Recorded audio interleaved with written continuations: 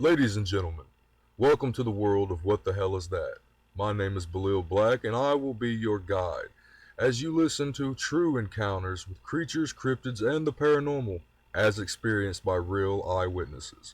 If you are easily frightened or easily offended, then this series may not be for you. Good night, and good luck.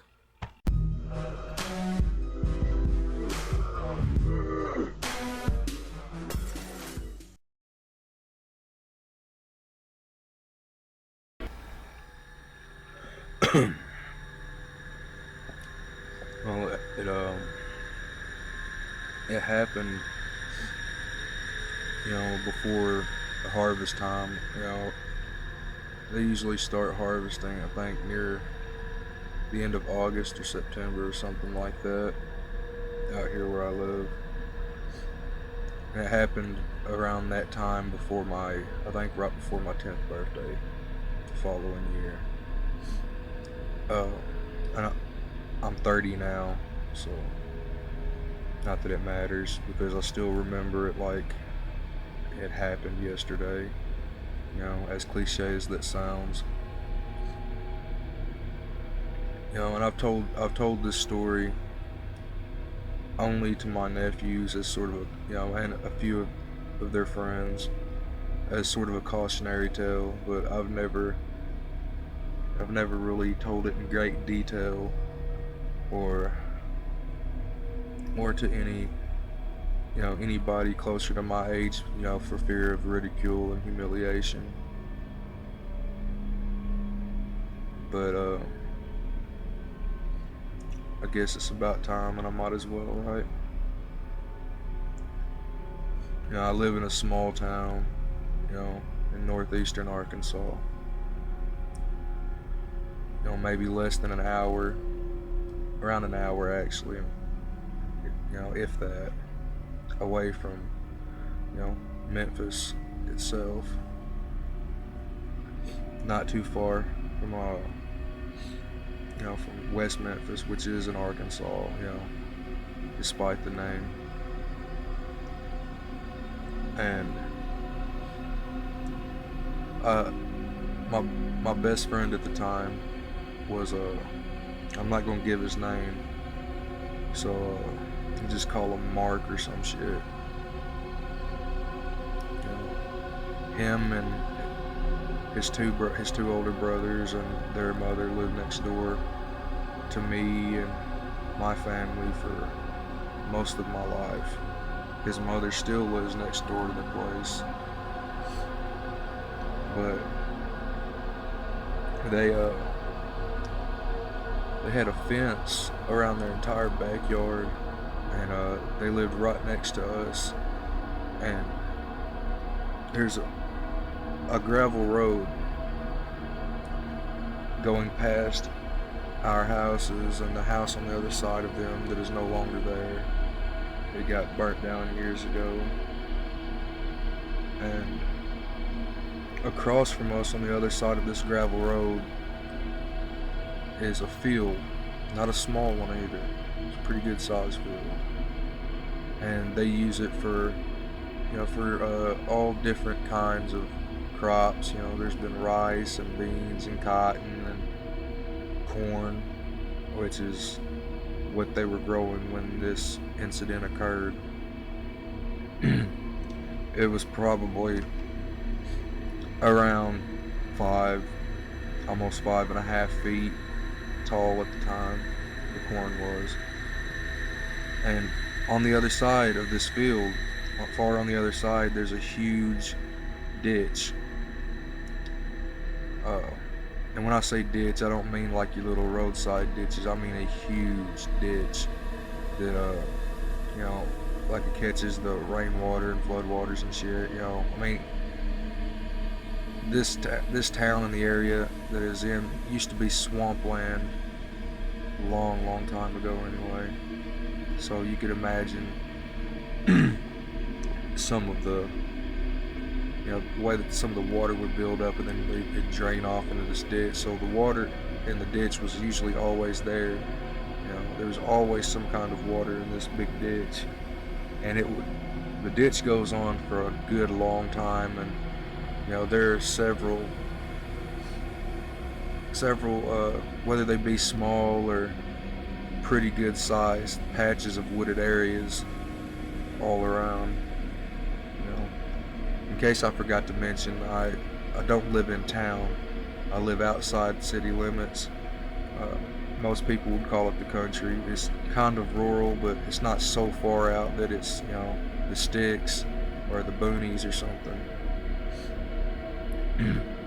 But I tell you this because it leads to where I need your mind to picture what I went through. What me and my friend both went through, and he won't even talk about it. Last time I seen him, he didn't even want to acknowledge that it even happened. Every time I tried to bring it up, he'd want to change the subject, or he'd just get flat out angry and say, I don't want to fucking talk about it. So I don't talk about it to him anymore. Even though I'm sure it bothers him the way it's always bothered me. He was 2 years older than me at the time. I was fixing to be 10, and I think he had either just turned 11 or 12. And it was close to dark, man. I mean, the sun hadn't completely gone down yet, but it was that twilight hour. The moon was already up, and it wasn't your typical cliche full moon that you would see in some horror movies. No, I mean, it was like a crescent moon, but it was still, with all the street lights, and they've got more now, but there were still street lights then too, out here, with what little bit of light was coming from the moon, and the little bit of light coming from the horizon where the sun was starting to go down, and what little bit from the few street lamps we had around, street lights. There was still a little bit of light, so we sat on the side of his driveway. We'd sit there out by the road, the gravel road, and we'd pick up these small rocks and we'd throw them into the field like they were fucking baseballs or something. And we'd gotten told several times by his mom and my parents and my aunt, the farmers out there got tired of the bigger rocks, so we'd start throwing these little bitty small, well, they weren't small pebbles, but they were still not near as big as the big rocks we used to toss into the field and piss a lot of the farmers off. We were the little rat bastards of our neighborhood, man, always getting into trouble. Me, him, and a bunch of our friends, and my sisters and cousins, and but that night, we were the only ones at his house besides his older brother, who I'm not going to give his name, but we never got along until later on in life before he passed away. May he rest in peace.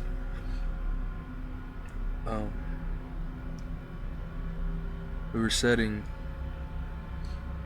facing the field on the left side of his driveway, and the house that my aunt and the rest of my family lived in was on the right side of his house. So we were farther away from my house than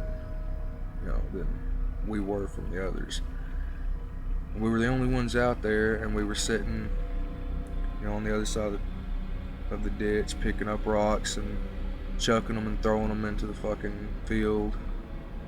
And you could always hear this thud when the rocks hit the ground, so you knew that they were hitting the ground. You'd hear this noise of them, or this like swish noise of when they'd go past the corn stalks, or when they'd bounce off the corn stalks or go through them or whatever, and then they'd hit the ground with a thud. You'd know that sound because you know the sound of a rock hitting the dirt.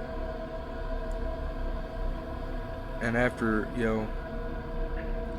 20 or 30 minutes, maybe not even that long, of throwing these rocks into the field, we threw one. I can't even remember which one of us threw the rock, but I remember the sound was different when it hit, and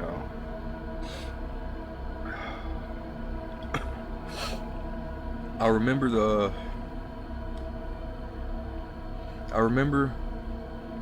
the sound of it hitting something made of flesh.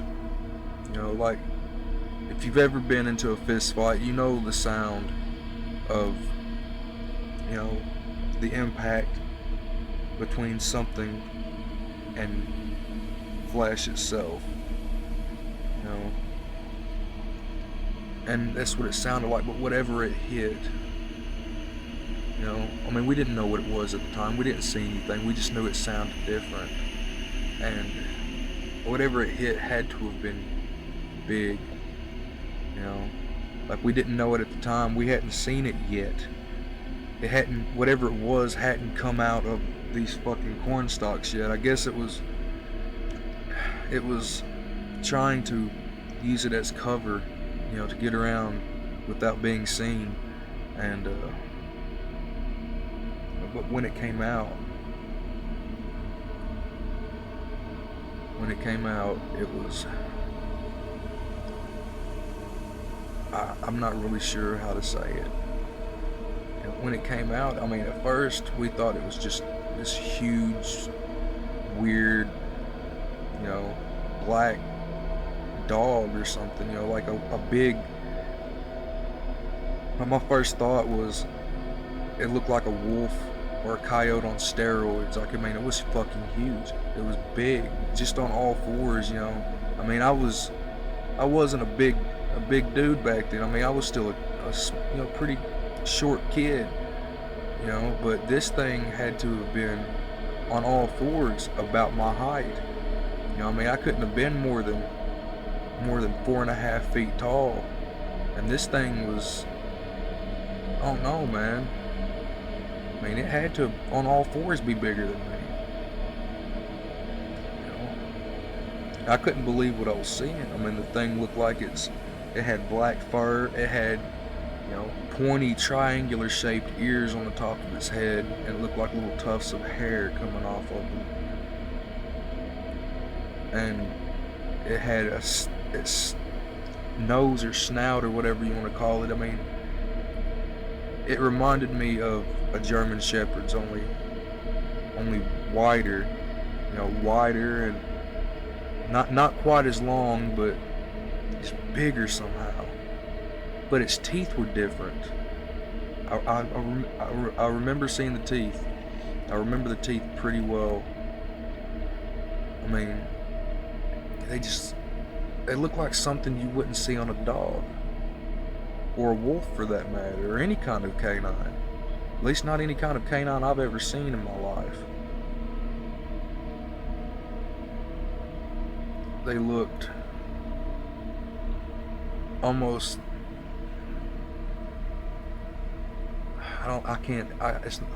it's really hard to explain, but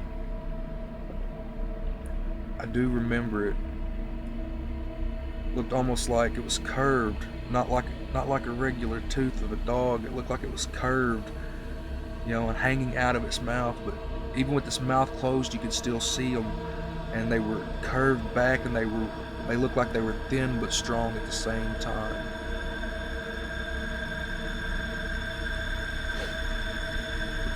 And the next thing I noticed was when it looked up and seen us, and it looked like it had surprise on its face, like a look of surprise, like it wasn't expecting it, you know, like it wasn't expecting to see two kids standing there looking straight at it. And his eyes were, even though it wasn't dark and there was, you know, it looked like they were glowing. You know, if that makes sense. Like this yellow, like in between a glow and an eye shine, but there wasn't any light being shined directly into its face. you know. Whatever light was being shined on it was coming from above it, you know, at least a couple yards. You know, I mean, it wasn't too far, but at least a couple yards away from it on the other side of the ditch. But the eyes, man, I've never forgotten those eyes. I still see them from time to time when I go to sleep, man. I still have nightmares about it. You know, and the eyes were just, it's like monstrous or demonic is what it felt like. And then it went from a look of surprise to a look of, I guess, anger.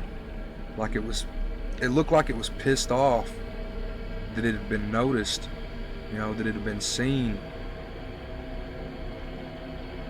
And if that wasn't crazy or eerie enough, that's when it really, and this took place all over a course of what seemed like maybe, 20 seconds. But that's 20 seconds I'll never forget. Because what happened next is after I seen that look of anger, it stood up. It fucking stood up.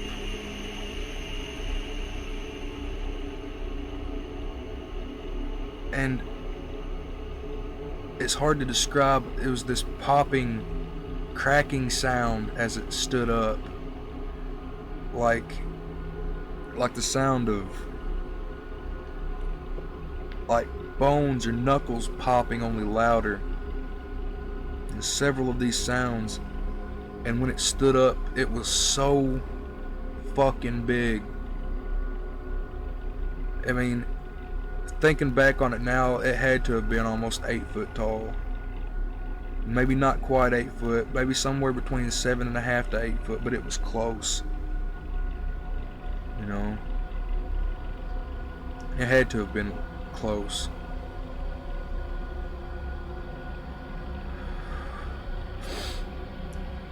Ooh.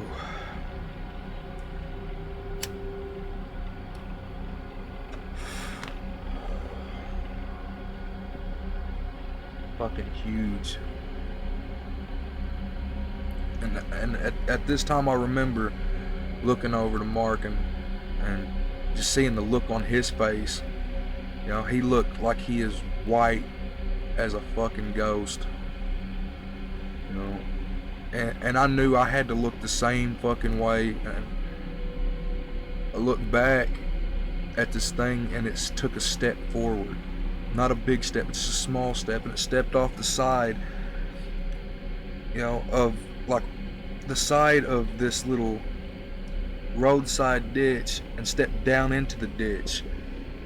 And then it took another step out of the ditch into the road. And that's when we both turned around and ran. I don't think I've ever ran so fast in my life, and I hope I never have to run that fast again.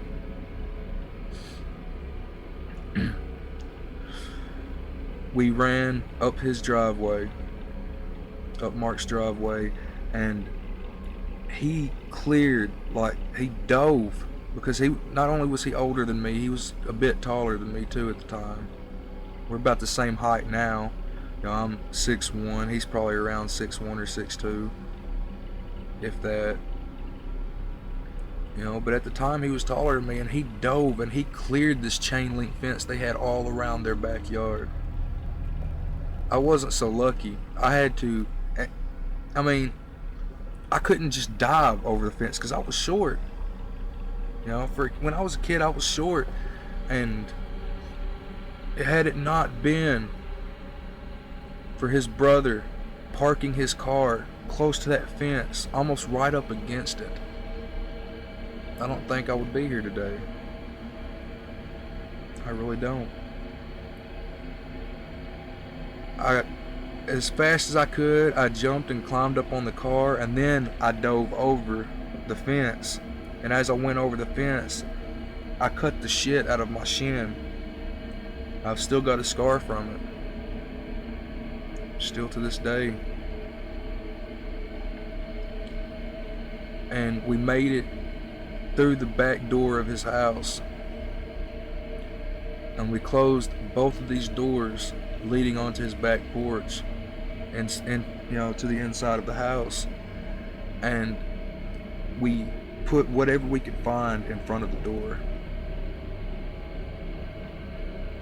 We got in trouble. I remember getting in trouble later on. His mom got home for putting a whole bunch of shit in front of the door because his brother, he ratted us out, and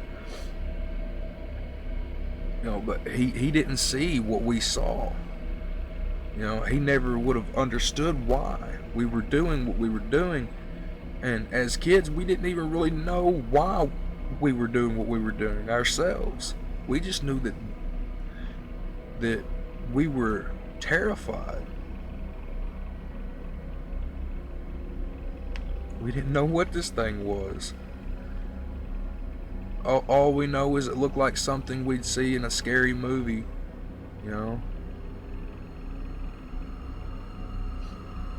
It's not till I got older, a few years ago, that I started, reading these books and seeing these things on the internet about the Dog Man.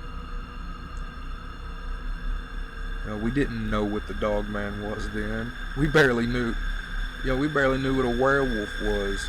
The only thing we knew about werewolves were they turned into monsters during the full moon, and you could only kill them with silver bullets. But that wasn't what we seen.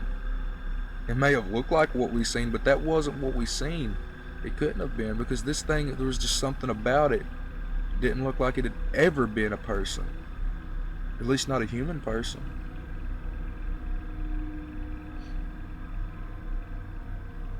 And every time I think about that, man, it sends chills down my spine. I still shake thinking about it.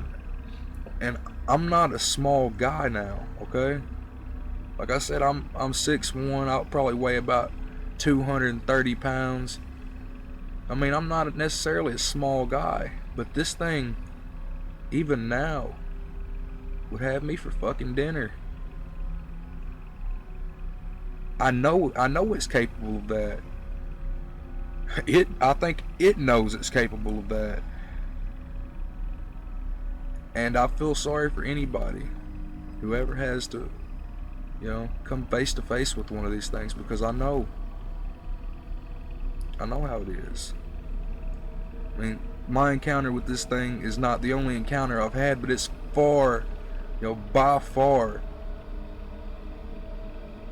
the one that I will never forget. The most terrifying incident that I've ever had happen to me. And as I said before, I've only told this story to my nephews and a few of their friends merely as a cautionary tale,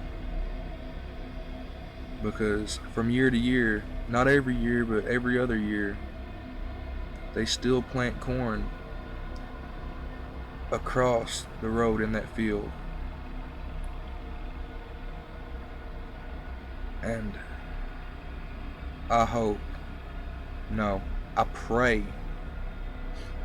that my nephews, their friends, and all the other kids on this block, in this community, or not just the kids, anybody, I hope that they stay the hell away from these cornfields, especially at night.